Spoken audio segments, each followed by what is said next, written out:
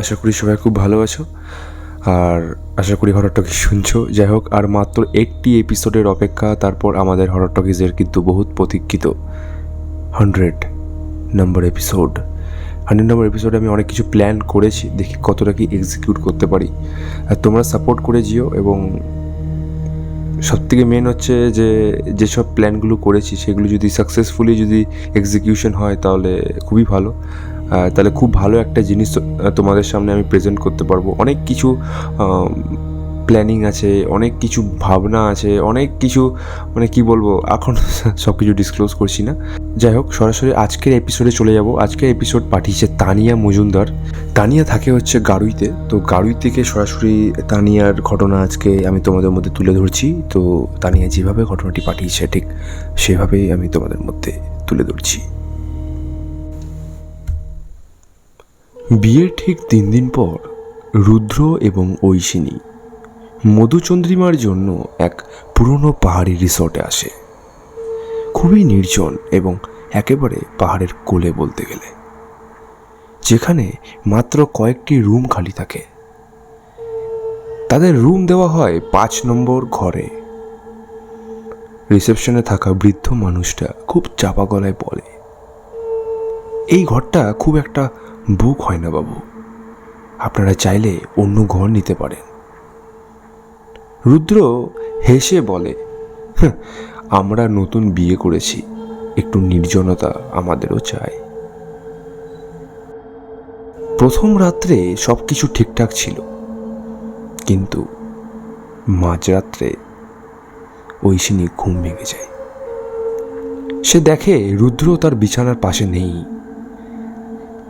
রান্নাঘরে গিয়ে দেখে রুদ্র একা দাঁড়িয়ে আছেন, মুখটা জানলার দিকে, যেন কারোর সঙ্গে ফোনে কথা বলছেন। ঐশিনী ডাকতে এসে চমকে ফিরে তাকায়, কিন্তু মুখটা যেন একটু অন্যরকম, চোখ দুটো নিষ্পলক। পরের দিন সকালে রুদ্র কিছুতেই মনে করতে পারে না। ঐশিনী ভাবে হয়তো ক্লান্তি বা ঘুমের ঘোরে ছিল, কিন্তু এরপর প্রতিদিন রুদ্র আরো অদ্ভুত হতে থাকে। রাত্রে হাঁটাহাঁটি, আয়নার দিকে তাকিয়ে কথা বলা, খোলা জানলার দিকে হাসি। ঐশিনী এবারে ভয় পেতে শুরু করে।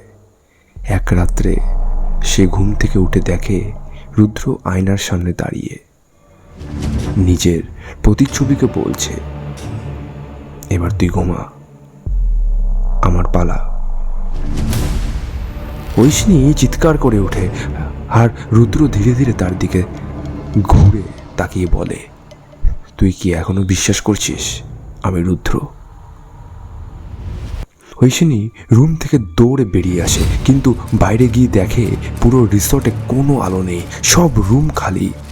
কিন্তু রিসেপশনের ঘরটায় একটা রেজিস্টার পড়ে থাকে, যেখানে শেষ নাম এন্ট্রি রুদ্র সেন এবং ঐশিনী সেন, 2017। অথচ এখন তো 2025। হঠাৎ জানলায় শব্দ। ঐশী তাকিয়ে দেখে 5 নম্বর ঘরের জানলা দিয়ে রুদ্র তাকিয়ে হাসছে, কিন্তু তার পেছনে আরো একজন দাঁড়িয়ে, হুবহু রুদ্রের মতো, শুধু চোখ নেই।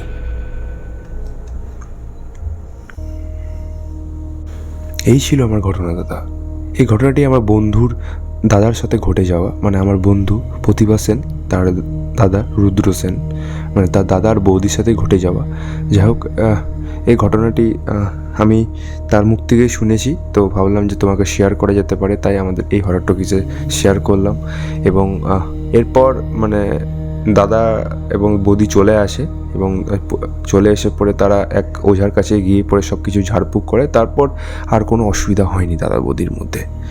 তো এই ছিল ঘটনা দাদা। আশা করি তোমার খুব ভালো লেগেছে, এবং ভালো লাগলে আমাদের এই হরর টকিজকে শুনিও, এবং বহুত প্রতীক্ষিত আমাদের এই হরর টকিজের 100তম এপিসোডের জন্য অপেক্ষায় থাকবো খুব ভালো ভালো ঘটনার জন্য তোমার কাছ থেকে। ধন্যবাদ।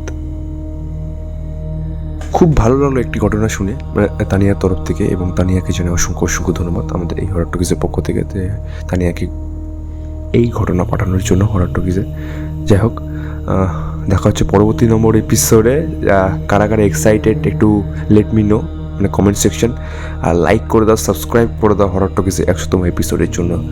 দেখা হচ্ছে হরর টকিসের পরবর্তী নম্বর এপিসোডে, 100তম এপিসোড হরর টকিসের পরের রবিবার ঠিক রাত 11টায়। শুনতে ভুলো না হরর টকিস।